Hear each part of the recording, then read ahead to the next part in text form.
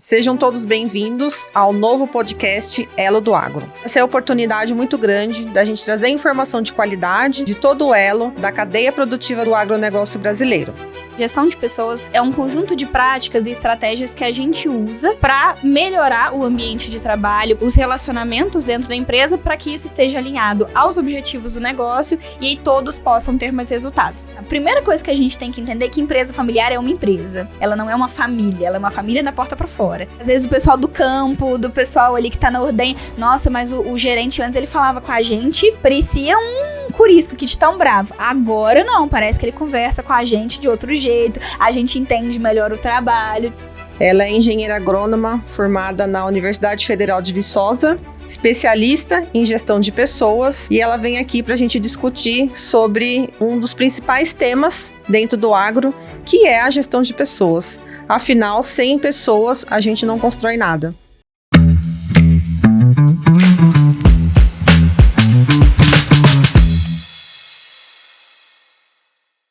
Sejam todos bem-vindos ao novo podcast, o Elo do Agro.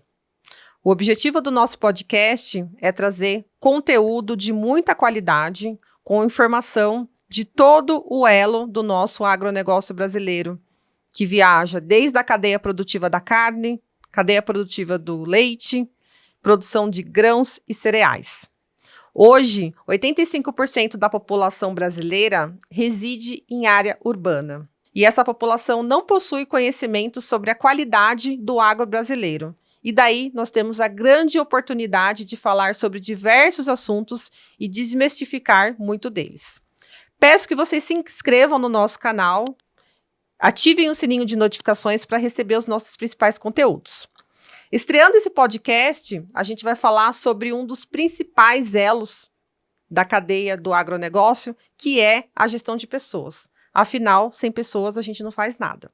E estreando aqui, nós estamos com a Júlia Fontes, que é engenheira agrônoma, formada na Universidade Federal de Viçosa, possui especialidade na área de gestão de pessoas, e ela vem aqui trazer bastante conteúdo para contribuir com esse primeiro episódio. Júlia, seja muito bem-vinda à estreia desse primeiro podcast Elo do Agro. Obrigada, Iris. É um prazer estar aqui iniciando esse podcast junto com você e poder trazer informação sobre pessoas, que é o que move o nosso negócio, para todos os nossos ouvintes aí. Júlia, aproveitando que a gente está iniciando esse papo, eu gostaria de saber de você, que é especialista nessa área, o que é gestão de pessoas? Iris, então, para o pessoal que está aí em casa ouvindo a gente, gestão de pessoas é um conjunto de práticas e estratégias que a gente usa para melhorar o ambiente de trabalho, para melhorar os relacionamentos dentro da empresa, para que isso esteja alinhado aos objetivos do negócio e aí todos possam ter mais resultados. A empresa melhorando e um bom ambiente de trabalho para todos os colaboradores também. Que bom. Conta pra gente, sua formação, você é engenheira agrônoma, e qual foi o caminho que você percorreu para chegar em se tornar uma especialista em gestão de pessoas? Então, Iris, como você disse, né, eu sou agrônoma de formação e sempre fui apaixonada pelo agro, mas depois que eu entrei realmente no mercado de trabalho, eu entendi que o meu negócio não era planta, era gente. Então, a partir do momento que eu realmente fui pro mercado e comecei a ter contato com outras pessoas, eu já tenho uma afinidade muito grande pelo assunto comportamento humano, e nisso eu ia estudando por conta própria e me especializando por fora mesmo, às vezes, do meu trabalho, até que chegou um momento que eu ocupei um cargo de gestão em uma das empresas que eu trabalhei, e aí eu falei, cara, é isso, para as coisas funcionarem, para a empresa ir para frente, para os resultados mudarem, eu preciso primeiro aprender a lidar com as pessoas. E foi aí que eu fui começando as minhas especializações e tudo, aí eu falei, não, vou sair da cadeia direta ali do agro e vou mergulhar na gestão de pessoas. E aí fui construindo a minha carreira nisso, já são 4 anos com consultoria especializada em gestão de pessoas, inicialmente no agro. Hoje a minha empresa, a Clive, fundada junto com uma sócia também, a Joana, a gente hoje está em várias cadeias, não só do agro, mas a nossa base veio dessas experiências de ver a dificuldade com os produtores, com as pessoas que estão no campo, para saber lidar com todos dentro do cenário de trabalho. Hoje, né, o agro, ele está dando muito espaço para nós mulheres, a gente está trabalhando, né, a gente tem muitos cargos de liderança hoje, né, muitos cargos de mulheres à frente das fazendas e das empresas ligadas ao agronegócio, né, e nesse seu início, em gestão de pessoas, né, em prestando consultoria dentro das fazendas que você faz, você encontrou alguma barreira por ser mulher e entrar num ambiente que ainda hoje o percentual masculino é muito alto? Como que foi essa introdução de gestão de pessoas, essa questão de ser mulher? Você encontrou alguma barreira ou não encontrou barreira nenhuma? Foi tranquilo para você? Então, Iris, assim, enquanto eu estava dentro da cadeia do agro diretamente, não com consultoria, eu sentia uma diferença, você precisa se provar mais nesse mercado quando você é mulher. Quando eu vim para o cenário de consultoria, e por ser uma consultoria muito especializada, a gestão de pessoas, ela te pede uma sensibilidade maior.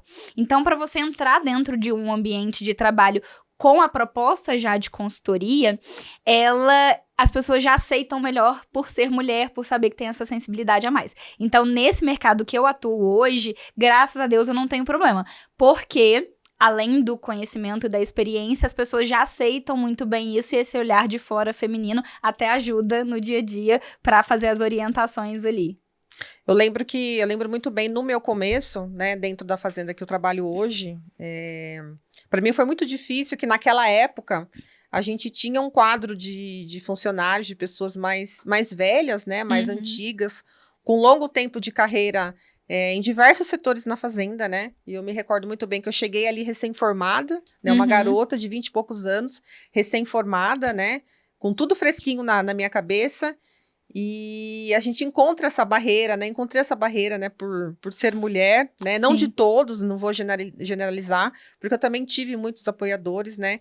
Mas eu sentia que tinha alguma coisa ali, assim, de falar, nossa, essa menina vai chegar aqui me orientando, né? Ela não sabe nada, né? Então, e é mulher, né? Ela acho que ela não sabe o que ela tá falando. Sim. Então, naquele início, eu senti um pouco dessa barreira, né, desse preconceito, mas tudo a gente vai construindo um caminho, né? Com certeza. É claro que a gente é mais provada e a gente é mais testada, né? Exemplo disso, eu lembro, às vezes a gente recebia visitas, né, de criadores ou até de fornecedores, né? E eles faziam, às vezes, uma pergunta assim, você sabe quantos hectares tem aqui na fazenda? Sim. Como que eu não vou saber se eu tô trabalhando lá, né? Eu tô atuando. Você sabe quantas cabeças de gado tem aqui, né? Então, eram perguntas um pouco capciosas, né? Mas foi um trabalho de formiguinha, dia a dia, deu ali trabalhando com o pessoal e mostrando, né? O trabalho, as capacidades, aí essas barreiras vão se quebrando, né? Sim. Então, você como consultora de gestão de pessoas, para você foi tranquilo isso? Nesse cenário de consultoria, sim. Inclusive, Iris, essa dificuldade, esse desafio que você passou aí, principalmente no início da sua carreira, é hoje uma coisa que com a consultoria a gente tenta quebrar ao máximo, assim, sabe? É você já chegar mostrando que não tem diferença. A gente trabalha muito explorando as habilidades de cada colaborador. Então, se é uma mulher, a gente explora a habilidade dela. Se é um homem, a gente explora a habilidade dele. O cenário agro ainda é um cenário muito machista, assim, muito predominantemente masculino, né? Mas a gente tá ganhando espaço e as mulheres aprendendo a se posicionar, mesmo aquela pessoa que trabalha no campo ali direto, colhendo um café ou lidando com uma ordenha ali, a partir do momento que essas pessoas começam a ter um pouco mais de posicionamento e a gente empodera também elas dentro desse trabalho, isso vai mudando e aí vai flexibilizando, as pessoas vão mostrando valor e hoje também tem um cenário onde as pessoas preferem o trabalho de muitas mulheres dependendo do que for a atividade. Então, muito da gestão de pessoas é fazer esse nivelamento pela competência, não pelo gênero que a pessoa, que ela é. Acredito que tudo gira em torno da comunicação, né? Eu percebo hoje no meu trabalho que a comunicação que eu tinha, né, com o pessoal há 9 anos atrás, por exemplo, que é o tempo que eu tô dentro da fazenda, é diferente da comunicação que eu tenho com eles hoje, né? Sim.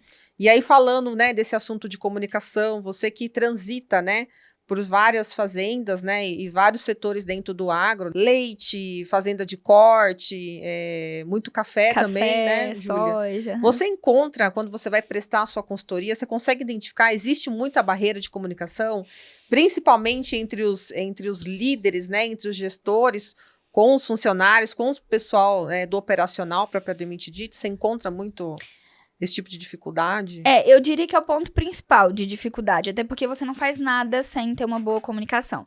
E o que acontece? A maioria das empresas hoje ainda são empresas familiares, né? Dentro do Brasil, a maior parte das empresas são empresas familiares. E aí, a comunicação equivocada, a falha na comunicação, os ruídos estão na gestão. Então, se estão na gestão, como que isso vai chegar na operação? É um caminho muito difícil, porque às vezes você tem que lidar com o pai, com o irmão, com a esposa, com o tio, o sobrinho.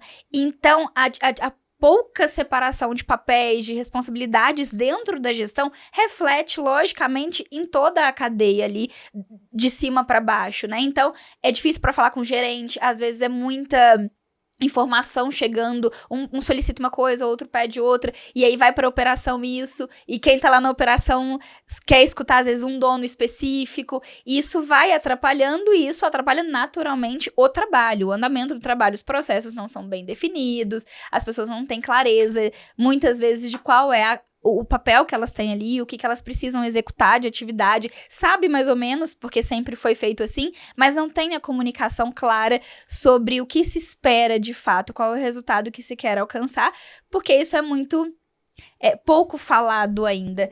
Então, a comunicação, quando ela já vem agarrada da gestão, ela com certeza atrapalha a operação e o negócio como um todo.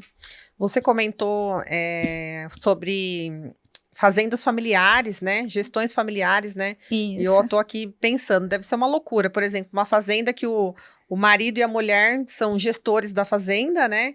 Sei lá, tem algum problema dentro de casa, do relacionamento deles, algum, né, atrito. Sim. E eu acredito que isso talvez se carregue para dentro da fazenda, né? Deles terem um mau relacionamento ali dentro, que de repente pode refletir nos funcionários também, né?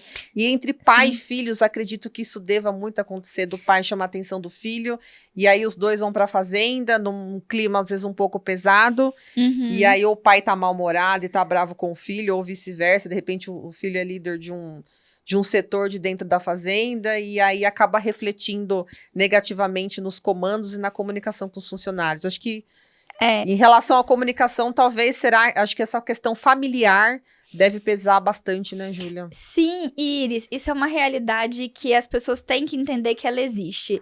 Você não vai cortar o seu filho do negócio, pelo contrário, você quer que ele continue, a sua esposa. Ali um parente, às vezes, você até quer cortar, mas o filho, a esposa, não. Hoje, né, pelo que você falou, o que eu mais vejo é a questão da sucessão mesmo. É o filho tomando o lugar do pai, ou a filha tomando ali a frente dos negócios. E o que acontece? Eu sempre gosto de dar esse exemplo, porque pensa assim comigo. O pai criou aquele império, aquela empresa, aquele cenário ali todo, que foi o que sustentou a família por esses anos todos, certo? Que criou os que filhos, deu estudo, né? que deu divertimento, entretenimento, e ok. E aí aquele pai viu o filho, a filha, dando trabalho a adolescência inteira, saindo, voltando de madrugada pra casa, às vezes tendo que ir lá e livrar esse filho, essa filha de problemas, que é natural da adolescência. E aí vem esse filha, estuda e quer voltar pra casa, pra trabalhar, né, no negócio. Só que essa pessoa, ela já vem com as ideias de que o pai e a mãe fizeram tudo errado até aqui. Porque no cenário que eles aprendem, não. Mas não deu tudo errado, senão a empresa não estaria ali, e ela está.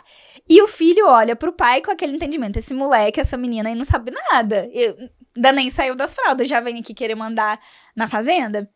Então, essa diferença de percepção e de valores, ela é o que mais dificulta a comunicação para que as coisas funcionem. E é o que eu sempre falo assim, a primeira coisa que a gente tem que entender é que empresa familiar é uma empresa. Ela não deixa de ser uma empresa porque ela é familiar. Ela não é uma família, ela é uma família da porta para fora. Da porta para dentro, as pessoas precisam ser profissionais. E isso é o mais difícil, de você gerar isso na pessoa. A consultoria, isso é um dos maiores desafios nossos. Separar os papéis, as pessoas entenderem e assumirem os papéis e as responsabilidades de cada um. Mas dentro ainda do assunto dos filhos com os pais, então assim, é um processo que precisa ser passado de, às vezes, os pais também irem dando espaço para o filho, para que ele traga as inovações respeitando e honrando o que já foi construído. O que já foi construído. E o pai dando aos poucos ali a liberdade pro filho fazendo pequenos testes. Ó, mostra o resultado, depois a gente discute. Deixa eu mostrar pro meu pai o que eu consigo fazer, depois a gente discute. E isso é algo que precisa ser encarado como uma realidade que na maioria das vezes não acontece. Vai no automático.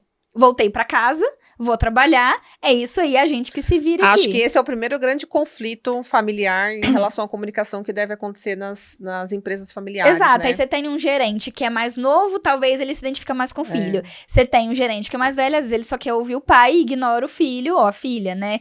Então, aí você não constrói nada com base se você não para, senta, respira, analisa e fala, vamos falar de estratégia, vamos falar de negócios, vamos escalar aqui o nosso time para entender aonde a gente quer chegar, qual que é a estrutura que a gente tem, que é o que nós fazemos na consultoria, mas que na prática é muito desafiador, porque você tem que, às vezes, enfrentar coisas que podem gerar conflitos e aí...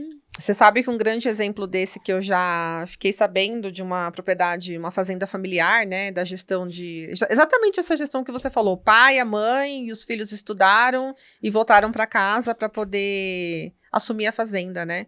E os filhos decidiram ali que trazer tecnologia para dentro da fazenda, né? E do início ali das primeiras tecnologias, eles quiseram colocar, tirar os brincos da fazenda e colocar tudo brinco e bottom eletrônico, porque, né, hoje em dia, para facilitar o manejo do curral, né, o gado passa, você vai lá com bastão, você já identifica quem que é aquele animal, data de nascimento, então, já vem todo um banco de dados, né, a partir do momento que você passa o bastão, o animal tá com um brinco e um bottom eletrônico, ele traz toda a ficha completa do animal, Sim. desde o dia que ele nasceu até aquele manejo que está sendo realizado no dia, né, e aí o pai não aceitava, ele falou, não vai perder a identificação, isso não vai funcionar, isso não vai dar certo, porque se o bastão queimar, enfim, né, então foi um ano, assim, de atrito, porque o pai não mexe nos brincos dos meus animais, né? E aí vai daqui, vai dali, até que um dia o pai fala assim, tá bom, mas é o seguinte, não tira os meus brincos que eu coloquei, né? Aqueles brincos. Mantém o brinco. Mantém, vamos colocar o eletrônico, vamos rodar com o brinco eletrônico durante 6 meses, se realmente for confiável, né? E daí a gente vai fazer uma substituição. E é isso que você falou, né?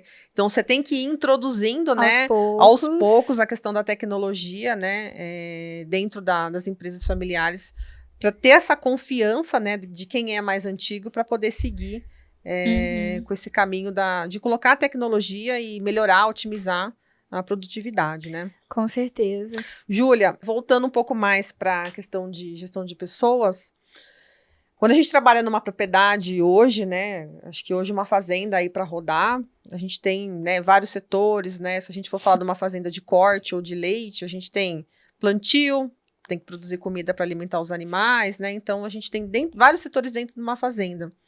E aí, né, tem fazenda que tem 10 funcionários, 15, 20, 30, 40, né, são funcionários que têm uma criação diferente, de diferentes pessoas de idades, religiões, estados diferentes, né? Mentalidades diferentes, emoções diferentes, né? Como é que o gestor... Qual que é a melhor maneira do gestor tentar lidar com tudo isso para equilibrar e dar atenção para todas essas pessoas e agir de forma justa e adequada com todas essas pessoas? Então, vamos lá para coisas bem práticas, tá? Tem um cliente meu que ele fala assim que a gente precisa sentar na sombra para poder olhar a fazenda como um todo. Gostei dessa né? expressão, eu sentar sempre, na sombra. Eu sempre uso isso, que ele fala, tem que sentar na sombra. Senta na sombra, aí você tem um tempo ali para você pensar, para você olhar a fazenda, ver os 4 cantos dela mesmo. E o que acontece?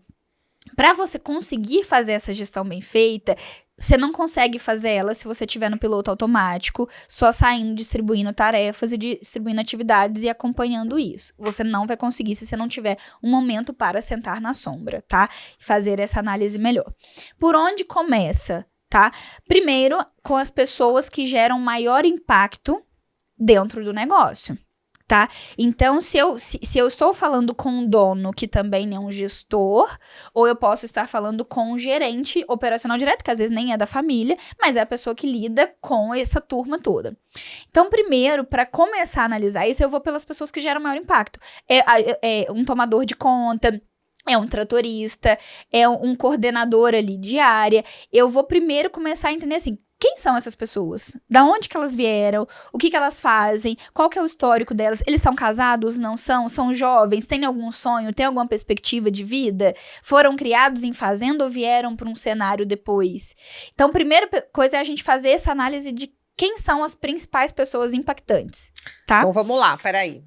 Pra mim ver se eu tô acompanhando o raciocínio. Se a gente for falar de uma fazenda, por exemplo, de pecuária leiteira, a gente pode ter o cara que é o líder da ordenha, Isso. quem tá embaixo dele, sei lá, mais 6, 7 ordenhadores. Então, ele é uma pessoa de grande impacto. Isso. Né? Se a gente for falar num bezerreiro, por exemplo, né?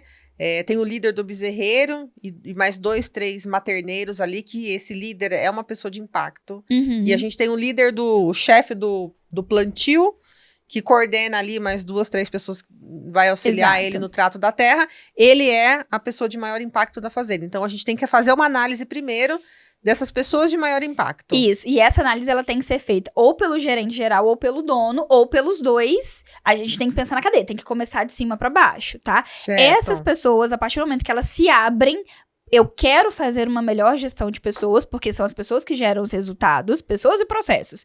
Eu vou olhar o processo, mas eu vou olhar para as pessoas que fazem os processos, que é isso que você falou, o bezerreiro, a ordenha, os tratos culturais, enfim. E aí eu vou chamar essa pessoa comigo, seja eu dono, ou seja eu gerente, e falar assim, ó, eu vou analisar o meu time. Quem são as principais líderes? Então tá, eu tenho 3 líderes principais na minha fazenda, que são os que geram o maior impacto, que estão direto com as turmas, ok? Então, dessas pessoas, eu vou entender da onde elas vieram, quem elas são, o que elas querem da vida. Qual é a criação, quais são as crenças. Se elas são da região ou se elas vieram de fora. E aí, eu vou meio que fazer um estudo dessa pessoa. Por isso que eu preciso sentar na sombra, eu preciso ter calma. Eu não consigo fazer isso desesperadamente no automático.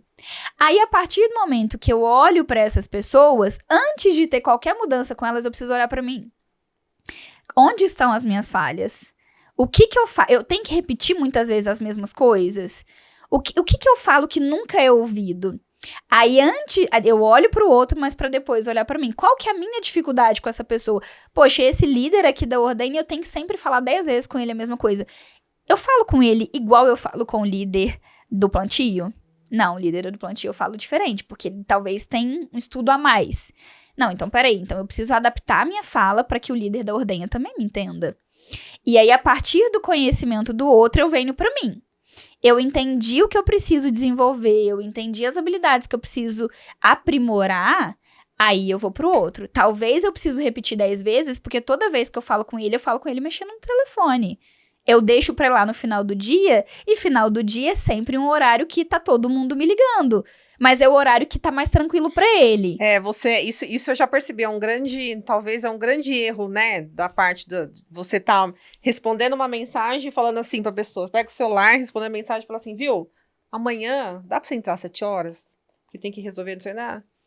Aí você nem olha pra pessoa, pra expressão dela, o que ela quis transmitir ali na expressão dela naquele momento, de repente você pediu pra pessoa entrar mais cedo, ela fez uma expressão assim, nossa, acho que amanhã eu tinha um compromisso de levar minha esposa no médico, levar meu filho no pediatra, alguma coisa nesse sentido, e o meu gestor tá pedindo pra mim entrar mais cedo, e aí você tá ali conversando e na função de responder um e-mail, uma mensagem, e você não faz a leitura da fisionomia da pessoa, né? Ô Iris, isso vai muito além de não fazer a leitura.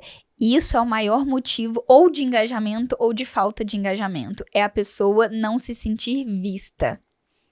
Quando você fala com alguém mexendo no celular, você não precisa falar mais nada, a pessoa sabe que você não tá dando atenção pra ela. E aí, qual que vai ser a motivação pra ela te ouvir e te mostrar o bom trabalho que ele pode fazer, se toda vez que você vai falar com ele, você tá mexendo no celular? Ou dele demonstrar o comprometimento que ele tem com você. Exatamente. Em atender o seu pedido, né? Exatamente. E aí, qual que vai ser o esforço dele pra fazer isso? Porque se ele falar assim, não dá. Às vezes você não vai nem escutar. Você fala assim, não, então tá bom, tchau. E sai andando. Às vezes você nem escutou ele falar que não dá. E amanhã ele não chega. Você combinou comigo 7 horas. Não combinei. Eu tinha falado pra você que amanhã que eu ia levar meu filho no médico de manhã. Entendeu? Então, aí, vindo bem isso pro lado de gestão de pessoas, quando a gente precisa engajar. E assim, não é só uma questão teórica. Eu ouço isso todos os dias da minha vida. Eu acho que o nosso gerente podia, pelo menos, prestar mais atenção na gente. Às vezes ele não precisa nem estar com o celular. Ele passa uma atividade, ele nem olha na cara da gente. Você ele escuta muito isso? O dia inteiro, Iris. Ontem eu tava escutando isso.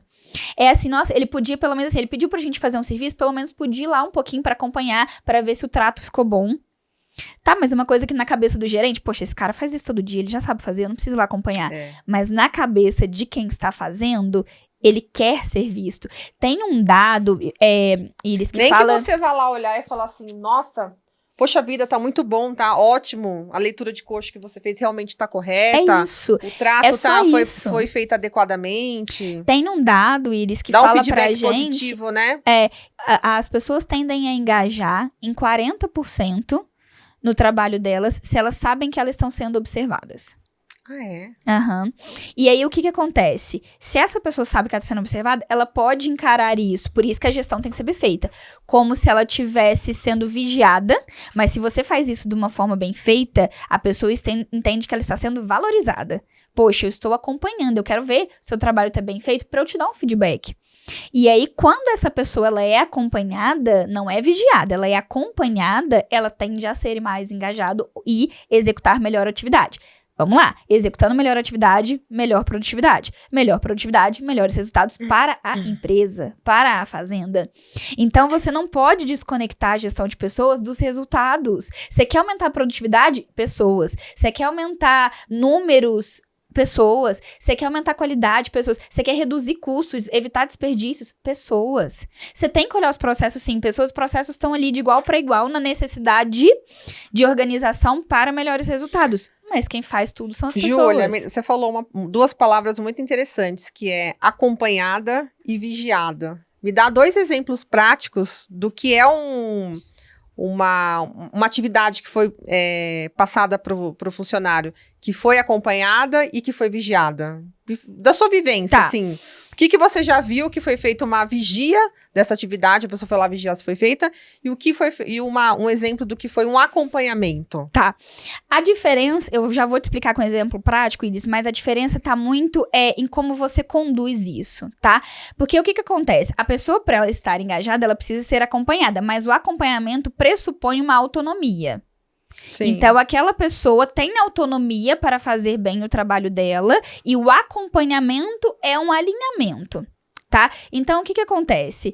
Quando eu passo uma atividade, por exemplo, vou fazer um manejo ali no café com um trator, porque eu preciso fazer uma roçada. Vamos lá, preciso fazer uma roçada.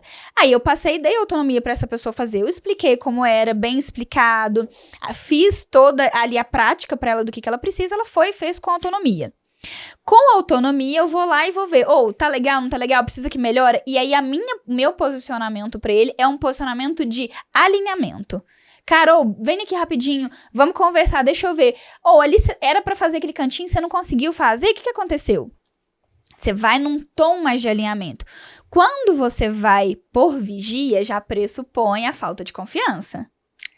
Tá? E aí, o seu posicionamento, você não precisa nem pensar, naturalmente vai ser esse. Você fica lá observando de longe. Aí você desce lá na roça, assim. Exatamente. Cruza o braço. E você quer fazer aquela... Assim. Exato. E você quer fazer uma pegadinha. Você quer ver o que essa pessoa tá fazendo. Então, quando você chega perto dela, você não chega pra fazer um alinhamento. Você já chega exatamente desse jeito. Olhando de cima. Olhando de cima. E assim, e aí? Por que você fez desse jeito? O que aconteceu aqui? Uai, mas já era pra ter terminado. E aí, o seu posicionamento, isso é só parar pra refletir o que você faz. Aquela pessoa que você confia, você acompanha. A pessoa que você não confia, você vigia. E aí, a pessoa sente isso, tá? Júlia, mas eu realmente não confio. E aí, o que eu faço? Opa, então vamos lá, vamos pra gestão de pessoas. Eu vou treinar. Eu vou fazer junto.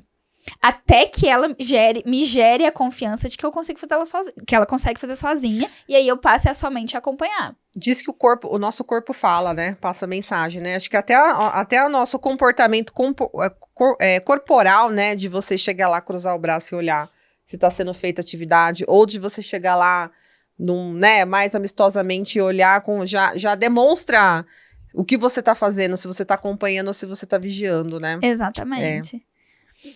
Júlia, vou fazer uma pergunta bem polêmica aqui para você e bem delicada. Na verdade, vou começar com uma afirmação, tá?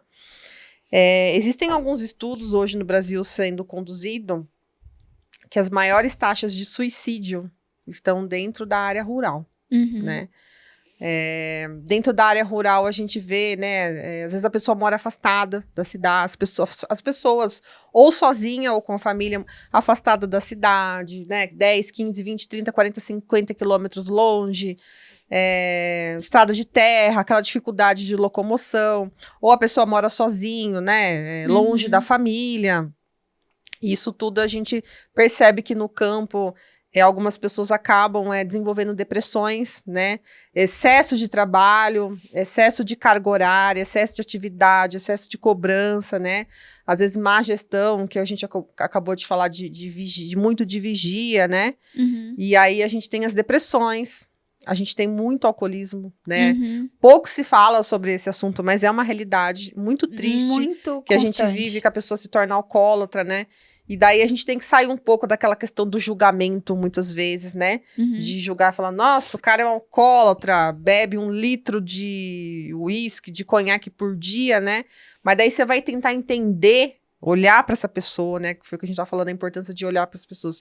Entender, às vezes o cara é separado, os filhos moram longe, e tá ali sozinho, na casa, e, né? Acaba se entregando pro álcool e as drogas também, né?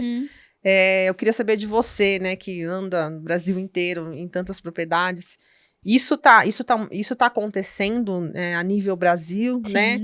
Como que a gente faz, Júlia, pra gente tentar tratar isso da melhor maneira possível? Que tipo de comunicação que a gente tem que ter com o nosso, né, com o nosso funcionário, com o nosso colaborador que tá vivendo esse tipo de problema, né?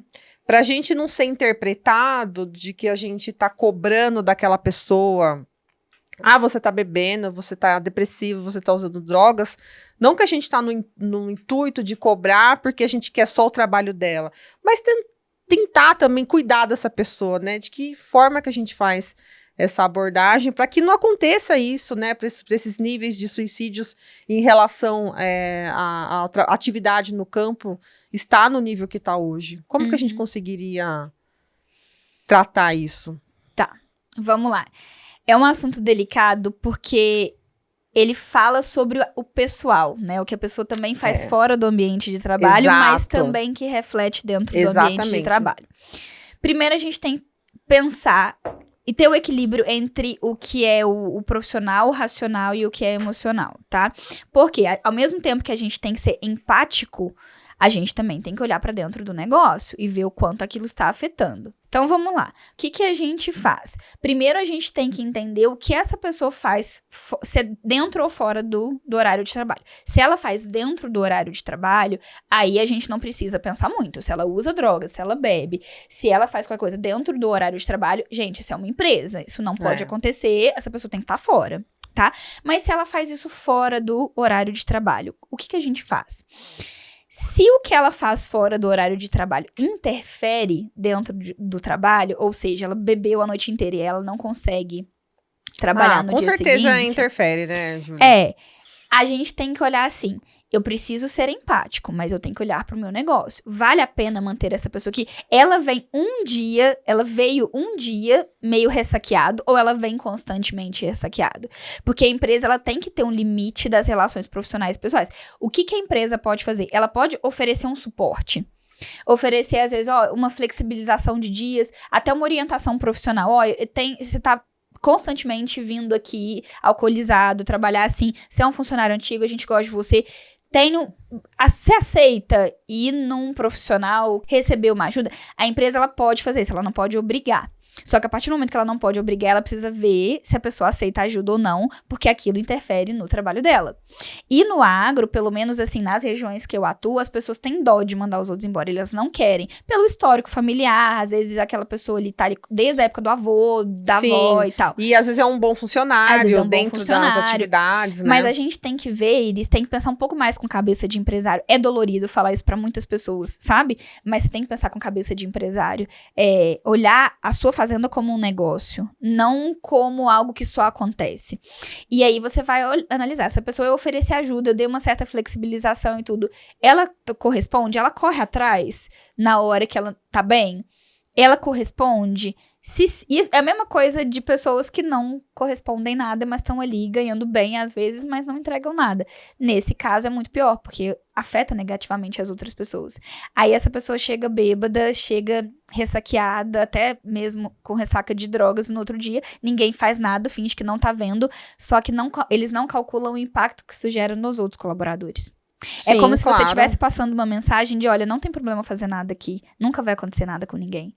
Aí você desengaja os outros. Aí você desmotiva as outras pessoas. Aí fala, pra que eu vou me esforçar? Que ele ali vive faltando, eu nunca falto. Ou vive chegando atrasado porque bebeu Exato. muito na noite anterior, né? Então, quando a gente vem pra esse olhar mais de gestão de pessoas, a gente não tá olhando só o indivíduo, a gente tá olhando o impacto que essa pessoa gera nas outras também. E aí você tem que pôr na balança o que vale mais. Às vezes você pode até afastar essa pessoa ou tirar ela de uma atividade, porque ela está impactando as outras, entendeu? Então, assim, não é só uma questão de como lidar com o vício. O vício, quem tem que lidar é a pessoa. A empresa pode dar suporte, pode oferecer recursos, mas a pessoa, ela tem que querer sair daquilo, senão não vale a pena mantê-la ali. É dolorido dizer isso, eu sei que é. Muita gente até evita esses assuntos. Chega um assunto desse pra gente, a gente posiciona, dependendo, estuda o caso primeiro, mas é difícil. E não tem outra forma que não seja você equilibrar o racional com o emocional, oferece os recursos, mas vê se vale a pena.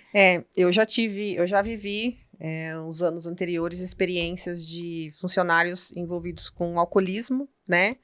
É dolorido pra gente, porque é uma pessoa que tá ali no dia a dia com você, né? Entregando bastante.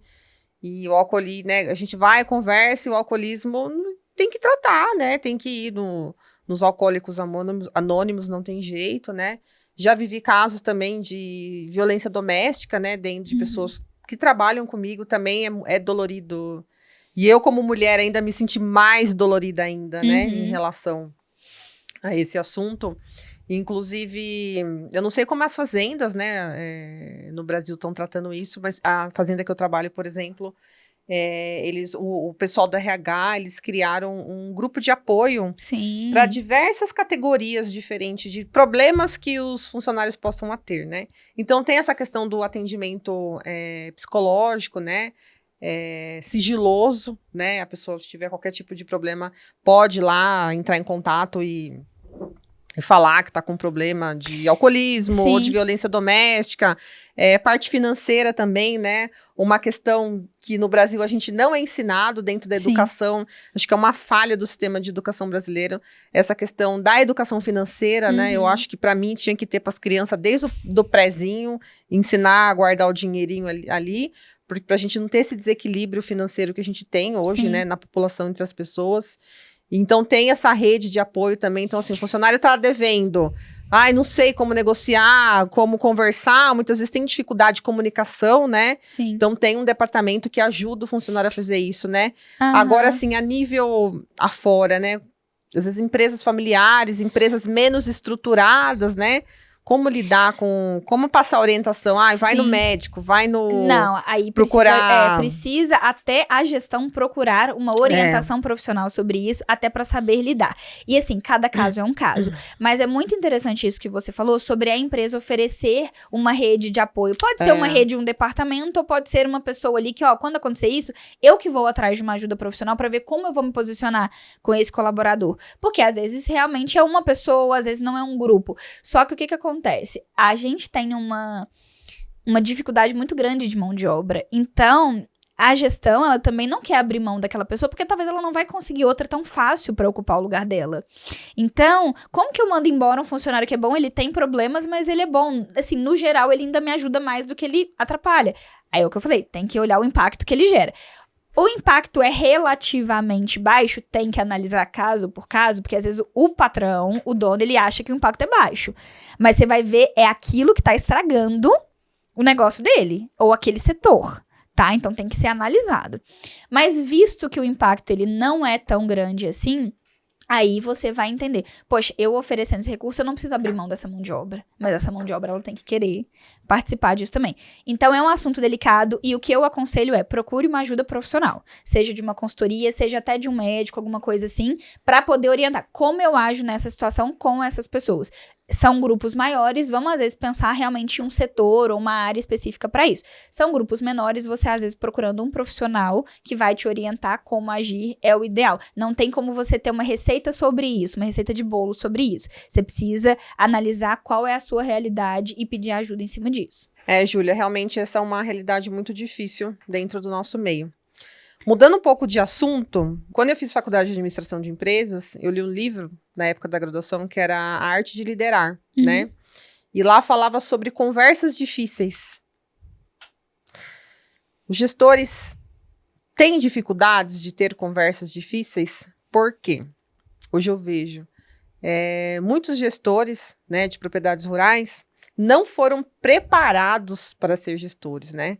Hoje, quem a gente vê que são os gestores e líderes de setores de fazenda? Normalmente é aquele funcionário mais antigo, que trabalha há muitos anos na fazenda, que é de alta confiança do gerente ou do proprietário, né? Da família do proprietário, né? E por anos de dedicação e confiança, ele foi a ele dedicado um cargo de gestor, supervisor de um determinado setor. E aí a pessoa sempre foi muito bem nas suas entregas, nos seus resultados. Quando ele é promovido a gestor, começam-se os problemas, né? Por quê? Ele sabe desenvolver muito bem, né, aquela atividade que ele fazia de olhos fechados, muito bem feita, com entrega de produtividade, porém ele não é preparado para ser gestor, para lidar com outras pessoas e liderar. Ele não é preparado para ter conversas difíceis, né?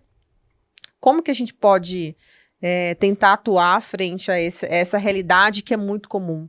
Não sei se você vê muito isso Sim. dentro das propriedades. Fala para mim sobre isso. Ô Iris, vamos lá. A gente precisa entender primeiro o cenário para entender como a gente vai agir nesse cenário, tá? Vamos lá. Essa pessoa que ela foi promovida, ela começa a ter que liderar pessoas que até ontem estavam exatamente no mesmo cargo que ela. Exato. Tá? E nós somos seres, aqui no Brasil, extremamente relacionais, tá? Então, a gente tem medo da reação do outro, de como isso vai afetar o nosso relacionamento. Já parte daí, tá? Pensando nisso, essa pessoa, na maioria das vezes, ela foi promovida. Muitas vezes pode ser que seja claro o porquê que ela foi promovida, mas em muitos momentos não é claro. Então, ela recebe uma promoção, mas quem estava ali no mesmo cargo que ela, no mesmo ciclo que ela, não entende por que foi ela escolhida. Porque falhas, erros, todo mundo tem. Mas por que ela e não eu? Essa falta de clareza, não é você ter que explicar para os funcionários o porquê de subir aquela pessoa e não você. Só que se você faz uma boa gestão, isso fica naturalmente implícito. Você pode falar mesmo, mas naturalmente pelo andamento do que foi feito, sendo uma boa gestão, os outros entendem, olha, realmente ele tem um comportamento diferenciado, foi por isso que ele virou líder, tá? Só que grande parte isso não acontece, você só sobe a pessoa, às vezes até ela nem sabe por que ela que tá subindo, tá? E aí acontece de você perder um excelente técnico e ganhar um péssimo gestor. Exato. Porque você não preparou. Tá? E essa preparação vai do que? Você entender que para ser gestor, você tem que estar muito mais focado em pessoas do que na operação. E ninguém não vamos generalizar, mas é muito difícil as pessoas enxergarem isso. Basta eu saber bem a operação que eu posso gerir as pessoas dessa operação. E não é verdade, tá? Então vamos lá, vamos para o cenário de que eu vou promover e de que eu já promovi. Agora já era, já fiz aqui, já promovi. Se eu já promovi essa pessoa e eu vejo que tá dando problema, vamos sentar na sombra, tá? E vamos pensar, aonde tá o problema? Essa pessoa é grosseira com as outras? Ela acha que manda? Ou não, às vezes ela é até boazinha demais. Ela tem dificuldade de posicionar o que ela precisa e as pessoas se aproveitam disso e muitas vezes relaxam na entrega do trabalho. Então, se eu já fiz essa promoção, eu preciso sentar na sombra e pensar, olha, aonde estão as falhas? O que eu preciso desenvolver? A ajuda profissional vai ser um bom sustento para desenvolver as habilidades dessas pessoas da melhor forma e forma mais rápida. Tá? Mas se você, às vezes, não é o momento, não tem como investir, às vezes, numa consultoria, alguma coisa de fora, estuda. Sai um pouco do seu cenário. Eu sei que é muita preocupação, muita coisa, mas assim, é essa pessoa que toca as outras, é essa pessoa que toca a operação. Eu preciso parar um pouquinho. Poxa, se ele não sabe falar, se ele não sabe se posicionar, nem que eu sente junto com ele e falar, assiste esse vídeo no YouTube, se eu não tenho condição de trazer uma consultoria, alguma coisa assim. Olha, eu tô percebendo, aí você vai no feedback, tá? Depois eu posso até explicar melhor sobre como fazer um feedback bem estruturado, na prática, sem teorias que são difíceis de colocar, coisas bem práticas mesmo. Mas dá um feedback, ó, eu tô percebendo que você tá falando e ninguém tá te escutando, eu tô tendo muitas reclamações, o trabalho não tá saindo dentro do prazo, e eu vejo que muitas vezes você não consegue se colocar na frente das outras pessoas. A gente precisa desenvolver isso. Tem que ter clareza, não pode ter medo. Porque isso é uma conversa difícil. E você evitar conversas difíceis achando que o problema vai sumir, que é o que a maioria faz, não resolve. Ou que a pessoa vai conseguir sozinha dar conta de resolver isso, tipo assim, se ela fosse bom, ela resolvia. Não é, você pôs ela ali.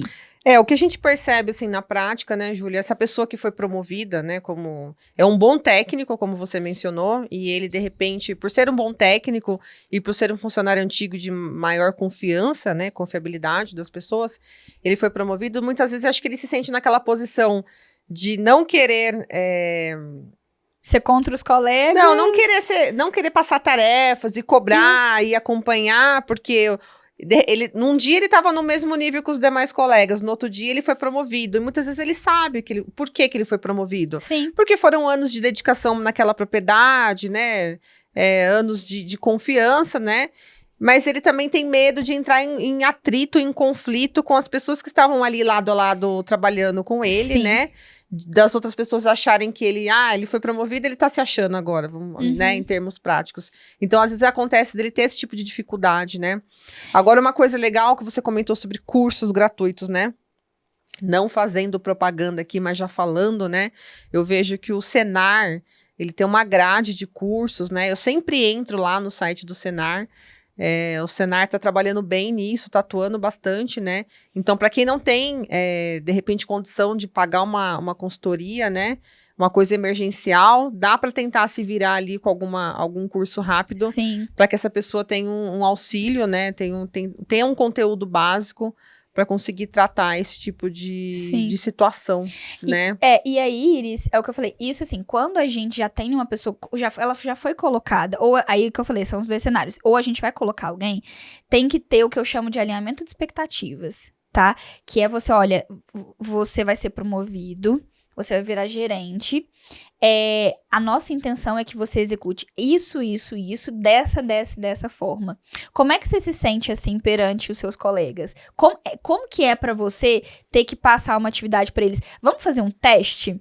É super possível fazer isso. Ó, eu vou te passar algumas coisas, vou falar com o pessoal que por essas 2 semanas você vai estar à frente, porque você tá me ajudando. E aí faz esse teste mesmo com a pessoa na prática antes de subir ela. Mas, Júlia, e aí eu já subi? Faz um alinhamento de expectativas mesmo assim.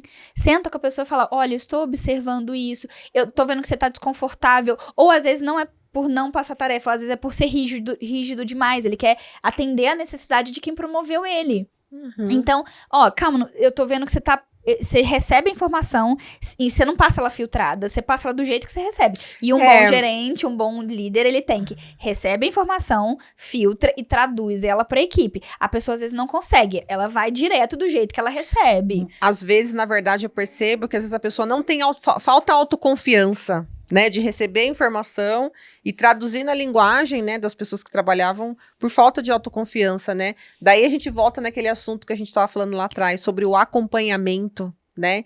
Então, o proprietário ou o gerente geral, passar a função do líder pro setor, né, falar, olha, agora você é líder e você vai coordenar as divisões de funções, de tarefa, vai coordenar a operação aqui desse setor, né. Então, e acompanhar se realmente ele está conseguindo fazer essa coordenação e pontuar as falhas dessa coordenação até essa pessoa adquirir realmente uma autoconfiança, né? De estar recebendo as informações e coordenar da melhor maneira possível, falar com as pessoas, né, da melhor maneira possível e conseguir caminhar sozinho com as próprias pernas, sem precisar, acho que, de um acompanhamento tão de perto. Sim, sabe na prática como que a gente faz isso? A Me primeira conta. coisa que eu corto quando eu começo a trabalhar com um gerente, lógico, né, entendendo ali as limitações e habilidades dele, é essa, ó. Geralmente, essa pessoa que é um recém-líder, seja ele de muita idade ou pouca idade, quando ele não tá preparado, ele tende a pôr o nome do patrão em tudo.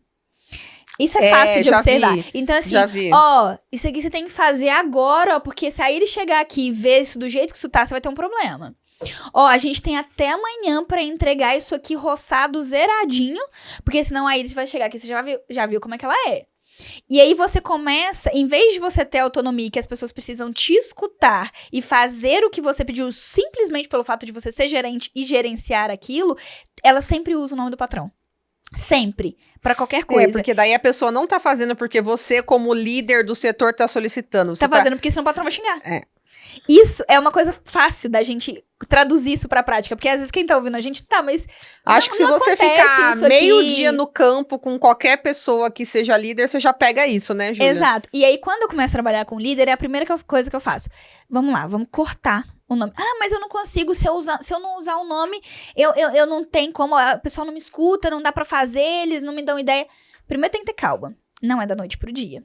E aí, você vai cortando aos poucos.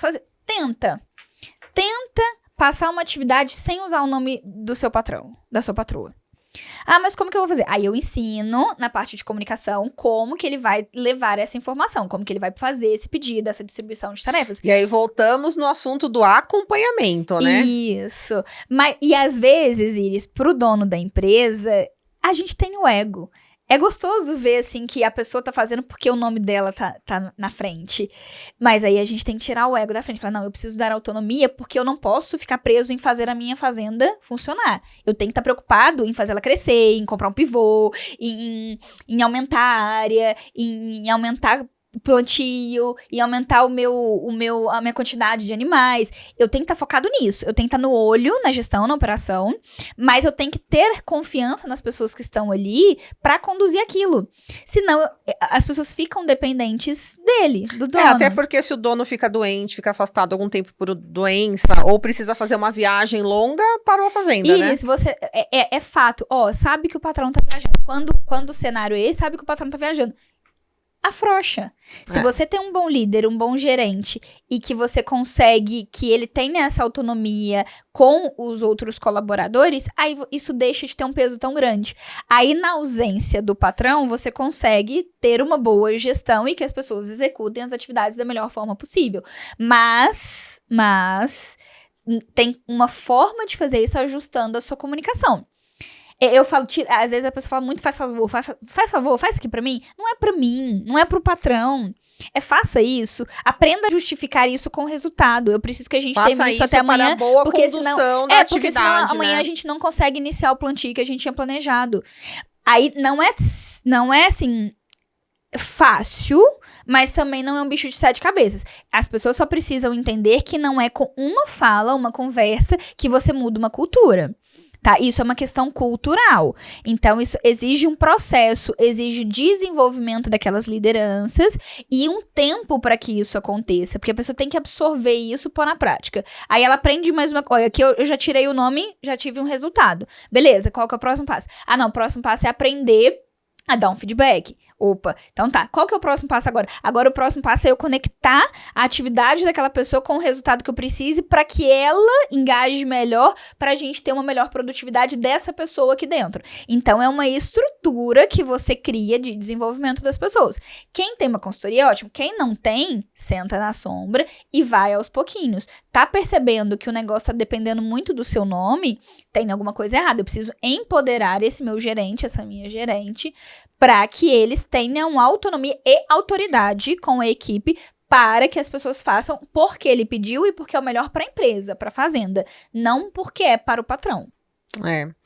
Aproveitando esse gancho, Júlia, de gerente e líderes, você encontra por aí bem definido a questão de cargos e salários? Porque, por exemplo, O que motiva, uma das questões que motiva as pessoas a trabalharem, a entregarem resultados, a gente sabe, né? Que está muito envolvido com cargo, salário, reconhecimento, né? Uhum. Então é muito triste, às vezes a gente vê a realidade, né? A gente já tinha falado para você sobre isso. De hoje entrar um funcionário dentro da fazenda para trabalhar com o mesmo salário que um funcionário está trabalhando lá com 10 anos. Uhum. Isso desmotiva o cara que está lá 10 anos Sim. trabalhando, se dedicando, né? Muitas vezes o cenário também da pessoa não ter um cargo e um salário compatível com o que o mercado está trabalhando hoje. E aí você vê o dono da fazenda trocando de caminhonete uma vez por ano, reformando a casa sede, construindo uma casa nova. E o que motiva as pessoas, né, é ter um sonho de construir alguma coisa, né? Sim. Então hoje, né, a nível Brasil, é uma dificuldade ainda dentro das fazendas essa definição de cargos e salários? Ou as fazendas já estão começando a conseguir enxergar isso e já mexendo, né, em relação a esses assuntos para dar cargo e salário para quem é competente, para quem entrega resultado e para quem está mais tempo, né, dentro da fazenda, e um valor, né, inferior para quem está começando, né, está na experiência, para que não tenha essa desigualdade tão Sim. grande que gera, sim, Uhum. uma desmotivação dentro da equipe, né? Uhum. Como que tá acontecendo hoje dentro das fazendas? Iris, esse movimento de cargos e salários no cenário rural, principalmente em regiões que as empresas são extremamente familiares e o nível de tecnológico ainda é mais baixo comparando com regiões como Mato Grosso, Goiás, que são extremamente desenvolvidas, então a gente tem que ver aí também um pouco de forma regionalizada, tá? Mas, de forma geral, essa história de cargos e salários dentro do agro, ela ainda é um tema novo. Tá? É um tema pouco falado e dependendo da região e do negócio, de como ele foi construído, ele é quase que repudiado.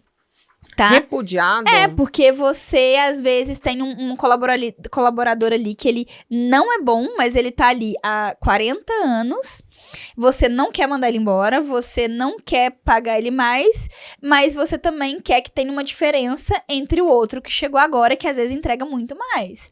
Então, quando você fala assim, uma pessoa nova entrando, ganhando quase a mesma coisa de que alguém que já tá ali há muitos anos, a gente tem que ter um pouco de ponderação pra pensar assim. Essa pessoa que está entrando agora, ela é inexperiente, e aí ela tá com um salário igual ao outro, e aí gera realmente essa desmotivação, porque o outro já é bastante experiente. Sim. Ou essa pessoa está vindo de outro, né, de mercado, ou de outra fazenda, do que for, mas ela entrega muito. Ela não é nova, ela pode até ser nova de idade, mas ela entrega bem. Ela produz bem, às vezes até muito melhor do que aquele que tá ali há 40 anos. E essa diferença salarial, ela não pode ser só dada pela idade da pessoa e tempo dela no ambiente de trabalho. Ela precisa ser analisado o nível de entrega também. Então, eu tenho ali, por exemplo, numa fazenda que ela tem café e grãos, tá?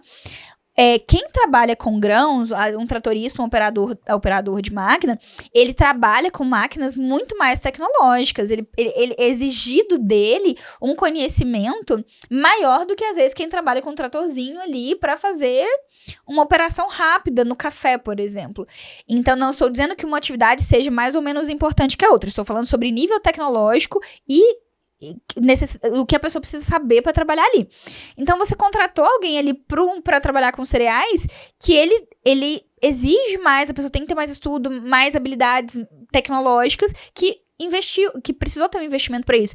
Então, é natural que ela receba, até pela produtividade dela, talvez um pouco mais que aquele cara que tá ali há 30, 40 anos, mas faz a mesma coisa sempre. Então, cargos e salários, ele é extremamente importante e seria ideal, principalmente no cenário agro, se a gente fizesse isso, por causa dessas diferenças, para evitar esses gritos tão grandes de discrepância salarial. Mas ainda é uma realidade que pouco acontece. Existe, tem empresas que têm estrutura de cargos e salários, mas é pouco. Boa definição, E acho que um último assunto não menos importante. Às vezes a gente acontece dentro da fazenda, da gente ter uma equipe, né? Formar uma equipe num determinado setor de 7, 8 pessoas. E ali a gente ter um que acaba desestabilizando todo o resto, né? Um funcionário que acaba influenciando negativamente os outros.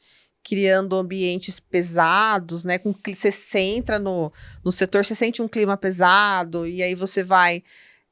No dia a dia você tá ali, você começa a perceber algumas situações de intrigas, conversas, fofocas, né?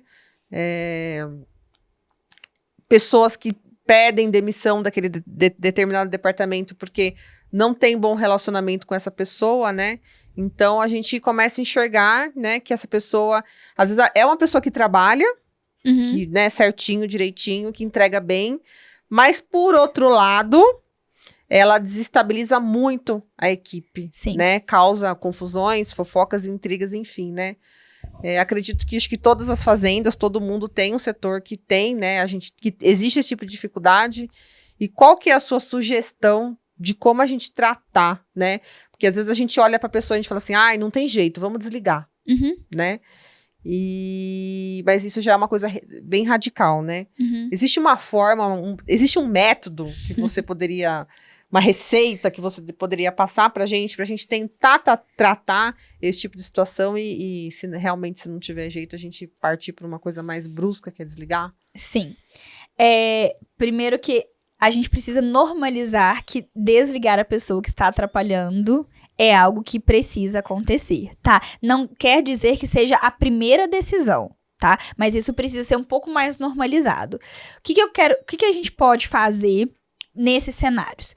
Eu tenho uma pessoa que ela desestabiliza a turma e, notadamente, é ela que desestabiliza. Geralmente, não é em todos os casos, essa pessoa tá ligada a uma alta produção. Tipo assim, a alta produção dela, ela é muito produtiva, entrega muito. Só que o tanto que ela entrega é o tanto que ela atrapalha. É o tanto de problema que ela causa também, né? Problemas, né? Porque tem uns que não entregam bem, mas E também causa problema, E também né? causam problema. Mas muitos... E a dificuldade das pessoas mandar embora é justamente nesses que entregam muito, tá? E aí, o que acontece? O que eu posso fazer com isso? Primeiro, eu vou verificar se realmente é ela que causa o impacto negativo. Sim, investigar, né? Investigar. É sempre o primeiro passo. Eu tenho que saber onde eu tô pra saber pra onde eu vou. Então, eu vou investigar. Se realmente é essa pessoa mesmo, não precisa nem investigar muito, não. Tá bem nítido que é ela. A gente pode ir para os feedbacks, tá? Os feedbacks é você chamar a pessoa, você explicar pra ela o que acontece, mostrar pra ela o impacto. Posso explicar rapidamente aqui a estrutura de feedback? Sim, por favor. Tá, a gente quer entender, Júlia, como que a gente trata isso dentro da fazenda. Tá, eu vou explicar com Se eu fosse uma pessoa problema na equipe, que causasse confusões, intrigas e desestabilizasse todo mundo, como que você ia me tratar? Como que ia ser esse feedback? Tá. Eu vou primeiro explicar a estrutura do feedback, que ela serve para qualquer coisa que você vai falar com alguém. Ela pode ser positiva ou negativa, não só para esses casos, tá? E aí depois eu volto no caso, que é a sua pergunta, pra gente poder falar. Pode ser? Sim. Então vamos lá. Um feedback bem feito, ele precisa levar a pessoa ao momento em que você quer, ao qual você quer se referir, tá? Então imagina que eu vou te dar um feedback negativo, tá? É a mesma coisa pro positivo. A tal das conversas difíceis, né? Que a gente falou há pouco. Exato. Primeira coisa que a gente tem que pensar. Primeiro, devemos evitar que a gente dê o feedback com as emoções alteradas, tá? Ou eu estou muito nervosa, ou a pessoa que eu tô dando o feedback tá muito nervosa, tá? Isso é a primeira coisa que a gente tem que evitar. Tá passando um filme aqui na minha cabeça de uma situação que eu vivia há poucos dias. Então, primeira coisa, evite dar um feedback. O feedback é retorno, tá? Pra quem tá ouvindo a gente aí, feedback é retorno, tá? Então, primeira coisa, evite dar feedback com emoção alta. E a emoção pode ser negativa ou positiva. Se você tá muito feliz também, evita dar um feedback, porque com certeza ele vai vir distorcido. Então, primeiro passo, evitar. Segundo, de ambas as partes, nossa e da pessoa. Se você vê que a pessoa tá muito alterada, muito emocionada... Segura, tanto pro bem quanto pro mal. Deixa passar um dia, 2, quando a pessoa perceber que a pessoa tá calma, você senta ela pra conversar. Exato, porque a premissa básica do feedback é que você faça ele o mais próximo possível da situação ocorrida. Tá? Sim. Positivo ou negativo. Tudo que eu falar aqui, vamos entender como positivo e negativo pra eu não precisar ficar reforçando sempre, tá? Mas é pros dois cenários. Então, o ideal é eu fazer o mais próximo da situação ocorrida pra que a pessoa tenha consciência. Olha, isso aqui eu fiz bem ou isso aqui eu fiz mal. Então, evita a emoção. Se eu tô com a emoção atorada, aí eu vou, no que você falou, eu vou esperar, nem que seja alguns dias, pra as emoções acalmarem, e aí eu vou chamar a pessoa pra conversar. Vamos pra estrutura. Primeiro passo. depois de emoção alterada, eu vou situar a pessoa no ocorrido. Então, eu vou falar assim, ô Iris, você lembra aquele dia? Aquele dia você tem que tirar. Não. Você lembra que semana passada, na quarta-feira, aí você já projetou ela pra lá. Tá, você coloca ela data. Seja o mais descritiva aquele possível. dia é genérico, né? Isso. Agora, se falar assim, quarta-feira da semana passada aconteceu tal coisa no período da manhã. Eu vou falar, vai parecer meio teórico, mas depois eu vou trazer um exemplo prático pra vocês verem que não é tão difícil assim, tá? Então, Iris, você lembra quarta-feira da semana passada? Fora quarta-feira, o mês passado eu já havia falado com você sobre isso. Lembra que no final do mês a gente conversou na hora de acertar o seu pagamento? Então, quarta-feira aconteceu de novo na hora do almoço. Então, eu te situei, te voltei lá atrás, tá? Você é responsável pelo almoxarife aqui da fazenda e você estava almoçando lá dentro. Eu já te falei que você não pode almoçar lá dentro, porque além de ter produto tóxico lá que pode atrapalhar a sua saúde, você ainda tá levando a fulana e a beltrana pra almoçar lá com você. Você sabe que o horário de almoço tem que ficar trancado. Então, eu te projetei pra quando isso aconteceu. Pra data da ocorrência. Exato, a data da ocorrência. E te falei exatamente o que aconteceu. Eu não tô falando assim, Iris, você foi irresponsável na semana passada almoçando dentro do almoxarife. Eu posso falar, mas se eu for específica, eu vou ser mais assertiva. Tá? E outra coisa, Iris, eu já te falei isso algumas vezes, desde que você foi contratada, eu já te dei essa informação. E aí eu falei, você viu que eu falei o impacto também, que pode impactar a sua saúde e que você ainda tá levando outras pessoas pra lá. Impactar a saúde das outras. Isso, aí eu posso usar várias coisas. Eu posso assim, depois some produto aqui. Você lembra que sumiu o produto aqui? Ou some o produto aqui, depois a gente fica sem saber. E aí você que vai ser responsabilizado. Então você pode acrescentar vários impactos reais, eles têm que ser reais, dentro do que você tá falando, tá? Então vamos lá. Primeiro eu situei a pessoa, eu voltei ela na situação, eu falei o comportamento que ela teve, que é de almoçar dentro do almoxarife e ainda levar outras pessoas num horário que não pode, o impacto que isso causa para a sua saúde e para um possível sumiço de produto, tá? Então, os impactos para a fazenda também. Porque às vezes para a saúde a pessoa vai ignorar. Então, nesse caso, um impacto para a fazenda de sumir produto. E aí eu vou fazer a parte de orientação. O que eu preciso que você faça? Olha, Iris, então, amanhã, amanhã ou qualquer outro dia pra frente, se eu ver você almoçando lá de novo, você vai receber uma advertência. Ou você está assumindo a responsabilidade e eu estou te passando a informação da forma com que você não tem que fazer. Você tá com alguma dúvida sobre isso? Você tem alguma dúvida sobre isso? Porque não pode, já foi conversado. Então, você joga a responsabilidade pro outro. Porque se você tiver dúvida, você vai falar. Você não vai ter dúvida. Uma chamada dessa, até eu fiquei assim agora. Exato. E aí você fecha com um combinado. Então podemos combinar que a partir de agora você não vai almoçar nem lanchar lá dentro? Então tá bom. Amanhã, eu vou passar aqui mais uns dias. Mas eu tenho confiança que você vai conseguir não fazer isso mais. Esse final também é legal, né? Você transparecer que você tá confiando. E não é só questão de confiança, Iris. É questão de que eu divido a responsabilidade. Porque a partir do momento que você combinou comigo, você se colocou na combina. Você assumiu que você não vai fazer mais. E aí eu posso te cobrar melhor depois. Porque você assumiu, não foi só que eu te passei a ordem de não fazer. Eu fiz um combinado, eu te amarrei no final. E eu te perguntei se você tinha alguma dúvida. Porque às vezes pode... nossa, eu não sabia. Realmente você tinha falado quando eu fui contratada, mas esqueci. Não, então tá bom. Então tô te lembrando, você não pode. Porque aí eu ressalto com a pessoa o que ela fez. Ou, por exemplo, Iris, ontem 3h eu passei lá na quadra tal, tava o trator ligado, você dentro dele, mas tava com as pernas pra cima. Você tava com algum problema? Tava acontecendo alguma coisa? Porque é horário de trabalho, você tinha que ter terminado aquela quadra até 4h, você vai terminar ela hoje. Isso vai atrasar. Ó o impacto. Esse serviço nosso. E aí?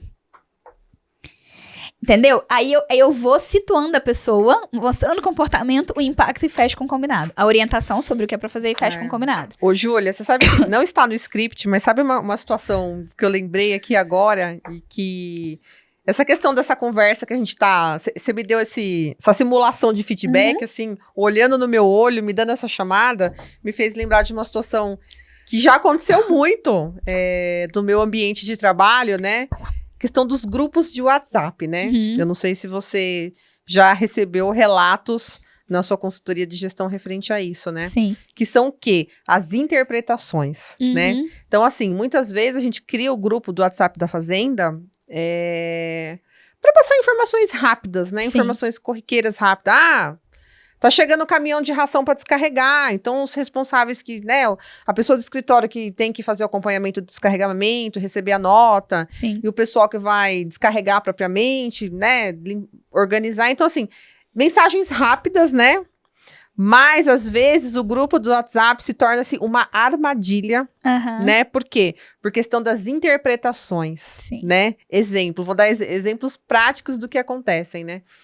Que a gente fala assim, nossa, o que a gente faz, né? Às vezes a gente escreve um recado, né?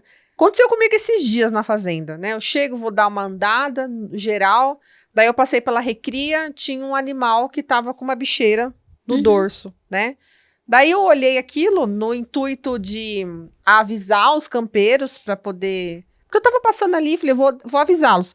Peguei o celular, entrei lá no grupo da pecuária, ó, animal, brinco tal, tá com uma bicheira no dorso, né? Para depois os meninos ir lá pegar curar. E daí veio uma resposta assim, no grupo, né? A gente já vai aí, a gente tá cheio de serviço aqui, tratando dos bezerros, assim, então assim... Foi uma má interpretação, né? No sentido de que talvez eu estava achando que eles estavam, sei lá, fazendo alguma coisa, ou não estavam fazendo nada, à toa, e que eu vi um animal ruim, e que eu estava chamando atenção, né? E já aconteceu diversas situações nesse sentido, né? Das interpretações erradas no grupo do WhatsApp, né? Do gestor passar uma orientação e a pessoa tá em casa e lê e fala, nossa... depois do horário do trabalho, eu tô recebendo mensagem do que é para me fazer amanhã de manhã, né? Ou eu tô recebendo um recado e a pessoa em casa, né, fazer uma interpretação totalmente errada, né? E aí teve uma hora que a gente parou lá e falou assim, nossa, o que a gente faz? A gente vai manter, será? Porque começou a surgir várias interpretações erradas, né? Isso acontece por aí afora? Acontece muito. Vou falar assim, acontece lá em casa, acontece por aí afora também, essa questão das interpretações erradas e aí aquele desconforto. E daí o funcionário que vai e recebe, não gostou, vai lá e sai do grupo. Daí a gente que manda o recado fica bravo porque o cara saiu do grupo, daí você já interpreta, ele não tá nem aí porque eu falei pra ele, pela aquela informação que eu passei, né? O que a gente faz com isso, Júlia? Qual que é o seu conselho? Iris. Mantemos os grupos ou não? Isso daí vai de empresa para empresa, de setor para setor, de situação para situação. Não tem como falar se mantém ou não mantém. Você tem que conhecer, tá? Primeiro, uma coisa que eu te falo já pela história que você contou. Eu sempre aconselho a evitar mandar mensagem após o horário de trabalho. Tá? E isso daí até para evitar algo trabalhista depois, tá? Problemas trabalhistas depois. Olha aí, gente, fiquem ligados. Então assim, evite. A gente faz no automático e a gente não pensa. Exato. Ontem à noite eu na minha casa, 9 da noite, surgiu uma situação que ia ocorrer no dia seguinte às 6 da manhã e eu já tava me antecipando. Assim, em casos, poxa, estourou um cano, pegou um fogo, alguma coisa assim, ok, porque precisa comunicar, precisa de ajuda, enfim. Mas, passar atividades que poderia, às vezes, você ter, se é pra pegar 6, você passa 10 para 6, ok, entendeu? Mas evitar. Eu sei que muita gente que tá ouvindo a gente fala, mas não tem como, que não sei o que, você não conhece. Mas eu estou primeira questão falada, trabalhista. Estou dando um aconselhamento para evitar... Esse já é o primeiro freio. Isso, evitar aí um processo trabalhista, alguma coisa assim, tá? Então, e outra coisa, cargos de confiança, muitas vezes não tem horário, não tem ponto, porque ele já é um cargo de confiança, mas... pessoas que não têm cargo de confiança e não estão cumprindo hora extra paga, essas mensagens fora podem ser arriscadas, tá? Mas eu confio nele, tá aqui há muitos anos. Calma, vamos com calma, tá? Mas voltando à sua pergunta. O WhatsApp, ele abre margem porque muitas vezes você manda a mensagem sem pontuação, isso pode gerar... Dupla interpretação? Dupla interpretação. Você manda um áudio, às vezes, que você tá dentro de um carro, ou você tá em cima de um cavalo, olhando um passo, alguma coisa, e tá difícil de ouvir, mas mesmo aquelas que você manda normal, igual você passou essa daí. Conta muito, Iris, qual é a relação que você tem com a pessoa fora WhatsApp. tá? Então, se você tem uma boa relação, uma boa comunicação com as pessoas fora o grupo, as interpretações tendem a ser menos tendenciosas, tá? Se você tem uma relação difícil, qualquer A que você colocar ali, a pessoa vai interpretar como uma crítica, uma briga ou algo assim. Tá? Então, o que eu aconselho fazer? Você é uma pessoa mais dolorida, assim, exatamente. Mais vitimista, assim, também vai... Começou a acontecer essas situações demais. Chama a turma. Transparência é o que manda. Chama a turma e fala assim, gente, vamos lá. Eu tava passando aqui ontem, já não é... Aí, ó, o feedback, eu falei, volta as pessoas na situação. Mandei essa mensagem aqui hoje de manhã, gerou isso aqui, ou chama a pessoa, se for um grupo, porque a gente só dá feedback em grupo quando é referente a atividades do grupo. Se for uma pessoa, a gente nunca fala ele na frente dos outros. A gente chama a pessoa individual, sim, tá? Sim. Mas nesse caso, como é um grupo de WhatsApp, então todo mundo foi afetado pelo que houve ali, você pode chamar a pessoa individual, mas depois é legal chamar o grupo. Fala, gente, eu tô passando aqui muitas vezes, não foi só hoje do animal que tava com bicheira no dorso, ontem também aconteceu isso, fulano de tal falou, gerou, causou um estresse no grupo. A gente manda assim, se vocês estão achando que a gente tá bravo, vamos conversar, chama a gente, ou espera na hora que a gente vai passando e pergunta o que tá acontecendo, dá essa liberdade. Eles não vão fazer isso na prática, tá? Eles vão, mas pelo menos abre o espaço. Tá?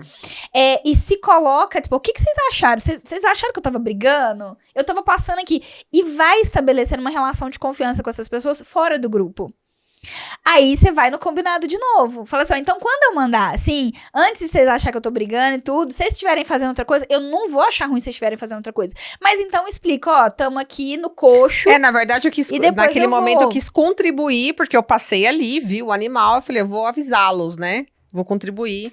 E eu percebi que aquilo gerou um desconforto. né? Gerou um mal-estar ali, né? Sim. E você falar, olhando pessoalmente, às vezes tem alguns assuntos eu acabo que mudando, né? Então, às vezes a gente manda uma mensagem, fulano, você pode ir ajudar o outro ali, porque aconteceu tal situação? Aí, às vezes a pessoa lê, não responde, ou não quer ir lá ajudar, porque não tem um relacionamento com o outro... Enfim, várias coisas. Aí você chega lá e fala assim, olha, eu preciso. Hoje aconteceu comigo, inclusive. Eu sei que você tá atrasado, mas aconteceu uma emergência, né? Eu preciso que você vá lá ajudar o fulano a trocar a caixa d'água, porque não tem água para abastecer, nem pra gente, né, lavar a mão da descarga. Amanhã não vai ter água nem para fazer nosso cafezinho para tomar de manhã. Então, por favor, você pode ir lá dar um apoio para se resolver coisa de meia hora. Então, assim, você fala assim, olhando no olho da pessoa, justificando o motivo daquela urgência.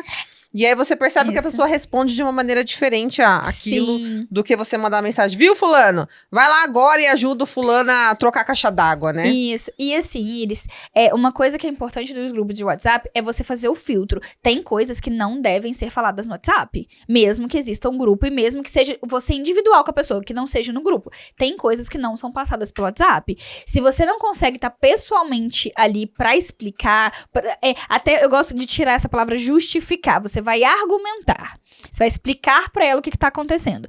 Então, assim, se você não consegue fazer isso pessoalmente, tenta ligar. O WhatsApp, para certos assuntos, para certas orientações, é o último canal. Você vai passar uma atividade, você vai passar um serviço, passa primeiro, depois você fala, eu vou te mandar lá no WhatsApp só pra você não esquecer. Tá? Só pra você não confundir.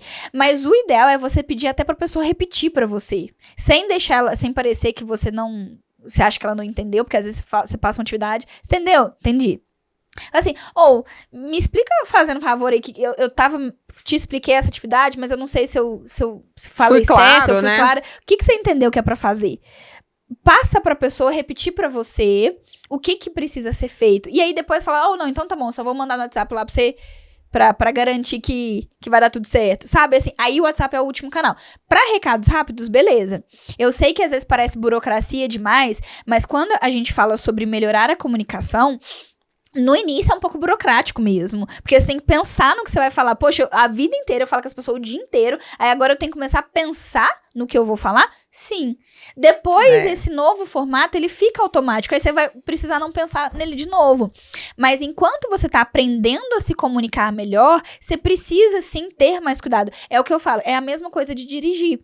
Você tá aprendendo uma coisa nova. Então, no início, você tem que pensar na embreagem, pensar em passar a primeira, pensar em olhar no retrovisor e no outro retrovisor também. embreagem de novo, próxima marcha, e isso fica cansativo, porque parece que é muita coisa. Depois que você entrou no piloto automático, às vezes você entra no carro, que você acostuma com aquilo, você entra no carro, às vezes você nem vê, nossa, como que eu cheguei aqui? Parece que eu nem percebi que eu tava dirigindo, porque ficou automático de novo, e isso é bom. Só que quando a gente tá aprendendo a se comunicar, a gente tem que fazer esse esforço inicial, mesmo que seja uma pessoa que a gente fala todos os dias.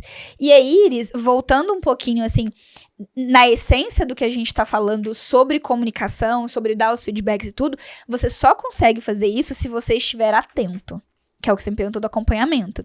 Se você não tá atento, você vai julgar e cobrar de uma pessoa por um fato isolado do que ela fez, que ele pode ser positivo ou negativo. Às vezes ela fez teve uma atitude positiva, mas você quase que ignora os negativos todos que ela teve antes. Ou vice-versa. Você tá evidenciando muito um ponto negativo, sendo que, poxa, essa pessoa é ponta firme aqui com a gente.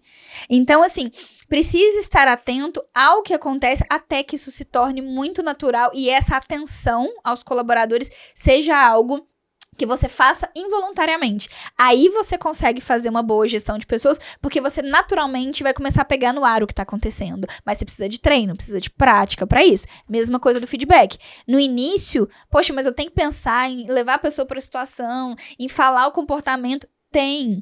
Depois isso fica tão natural que você vai fazer isso constantemente. Muito aí bom. É bom. Aí você começa a fazer uma boa gestão, começando pela comunicação bem feita. E, Iris, é tão importante que essa boa comunicação, ela exista, ela se torne natural, e às vezes as pessoas ouvem a gente falando e falam assim, poxa, mas é muita burocracia, isso não vai dar certo, isso não vai mudar nada, não vai gerar impacto nenhum. Pelo contrário, tá? Gera muito impacto. Eu tenho vários dados, vários feedbacks, várias práticas aí de clientes que eu tô com consultoria há muitos anos e tudo foi transformado pela comunicação. Então, assim, é o que eu falo sobre isso, sobre várias coisas, mas sobre isso, principalmente da comunicação e de um bom feedback, não precisa acreditar, testa o que eu tô falando. Mas não testa uma vez, não. Testa isso diariamente, escolhe uma pessoa, essa pessoa vai ser a pessoa que eu vou ficar uma semana sendo bem específico. Faça esse exercício, porque no início, pra gente que não tá acostumado, vai ser um exercício diário. E até pro colaborador. Até se tornar natural. Isso, e até pro colaborador, ele vai estranhar esse seu jeito de te comunicar no início. Mas isso gera um impacto tão grande, e depois se você escala isso pras outras pessoas, tem diferenças tão grandes. Eu recebo feedbacks constantemente, às vezes do pessoal do campo, do pessoal ali que tá na ordenha. Nossa, mas o gerente antes ele falava com a gente, parecia um curisco que de tão bravo. Agora não, parece que ele conversa com a gente de outro jeito, a gente entende melhor o trabalho, as coisas aqui tá até melhor de trabalhar, tá até mais tranquilo trabalhar aqui na fazenda. O clima, né? Exato, então é o que eu falo. O clima é tudo, bota né? Bota na prática, começa a ser específico, começa a falar com mais tranquilidade, tira a emoção, o feedback tem que ser sem emoção, e aí você vai naturalmente vendo a transformação acontecer. Testa, vale a pena demais testar. Eu vou testar.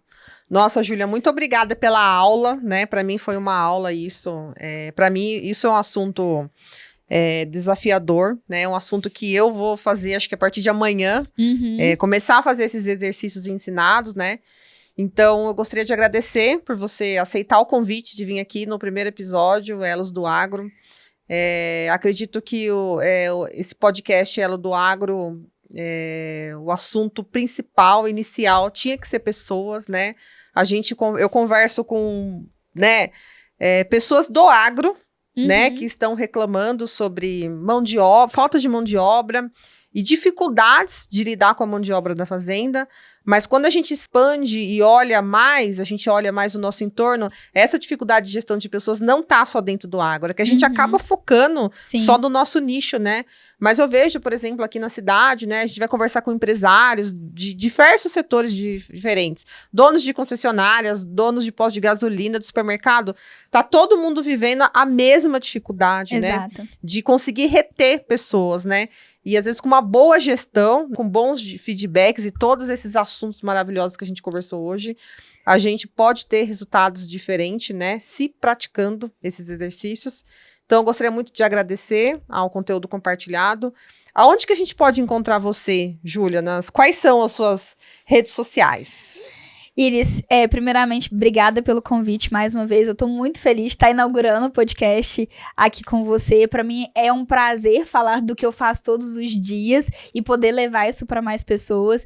É o que eu sempre falo, não é fácil, mas vale muito a pena você investir em se capacitar, em capacitar a sua equipe, até porque o tempo vai passar de qualquer jeito. Às vezes as pessoas ficam, nossa, mas vai demorar pro pessoal mudar, e aí vai gastar tempo, e vai isso e vai aquilo. O tempo vai passar de qualquer jeito.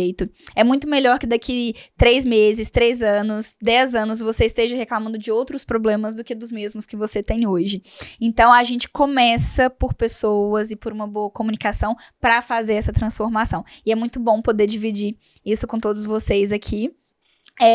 Vocês podem me encontrar no meu Instagram da Aclive Gestão, @aclive.gestão, e vocês podem encontrar a gente também no site www.aclivegestão.com.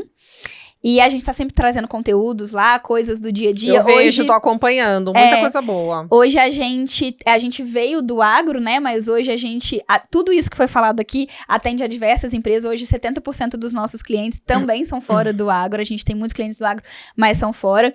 Então, espero voltar novamente, estou muito feliz com o convite, espero ter contribuído aí com o pessoal que está em casa também e que vocês coloquem na prática para poder trazer modificações positivas para o ambiente de trabalho de vocês. Eu vi uma frase, acho que foi no LinkedIn, esses dias por aí, falando, né, que eu concordei muito com essa frase, que é mais caro para a empresa você fazer uma nova contratação, fazer um novo processo seletivo, do que você investir naquele funcionário que tá lá dentro, certeza, né? Então, de repente, investir em questão de gestão, enfim, vários assuntos que a gente conversou A gente hoje, pode né? até fazer um podcast depois falando só de contratação, porque tem muita coisa interessante pra lá. E dentro que vai servir pro agro, que vai servir pra fora do agro, tem várias técnicas que você pode usar também, que são bem importantes pra você fazer boas contratações e depois um movimento de retenção vamos marcar um também. novo podcast falando sobre contratação de pessoas. Combinado. E aí você passa umas dicas pra gente de como fazer uma boa contratação. E a gente não ficar só refém de, pelo amor de Deus, vem aqui trabalhar que eu tô precisando. Exatamente. A Aclive e eu, Júlia, tô à disposição. A Joana também, minha sócia. A gente tá muito feliz com o convite de poder levar isso para mais pessoas. Júlia, com certeza esse conteúdo irá me ajudar e irá ajudar também todos os nossos ouvintes, né? Eu gostaria de convidá-los a se inscrever no canal do podcast Elo do Agro, curtir, compartilhar, comentar, mandar perguntas para a gente estar respondendo. E nós teremos muitos assuntos pertinentes ligados ao elo do agro, ligados ao elo da cadeia da carne, da cadeia do leite e da produção de grãos, hortaliças, enfim, né? Aguardo vocês no próximo episódio.